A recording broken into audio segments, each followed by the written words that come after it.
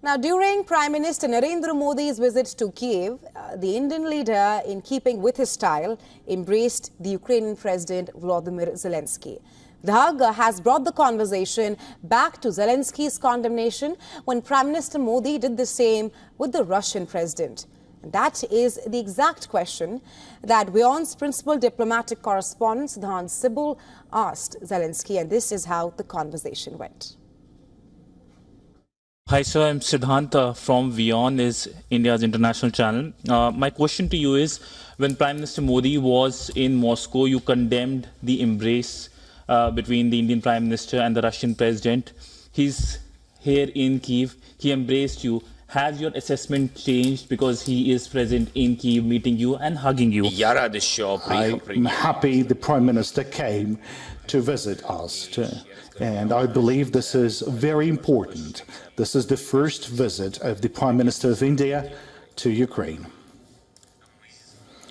We are ready on our part to do the respective steps. We've heard the messages from the Indian side that they would be happy to welcome us, our team in India. I believe this is the approximation of our parties that is positive, not negative. As for the Putin, my position was that, and my signal of condemnation was not because the Prime Minister came to see Putin, but because the Prime Minister came to Putin and Putin killed our children, and we wanted to have some reaction, to hear some response. And I think it's important that the democratic world is understanding what is happening, that Putin is a killer. And as for the hugs with the Prime Minister of India, or the handshakes, or anything else, it's the decision made by every leader. I can't tell you anything with regards to that.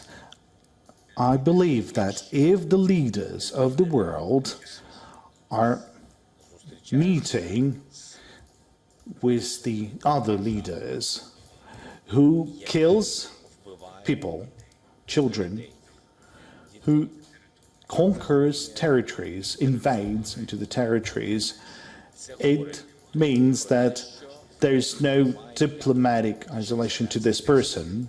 It means that this is an act, well, I believe it like that this act will not result in a person like Putin would understand that he's doing something wrong, that he is isolated, that he's alone, that the whole world condemns him.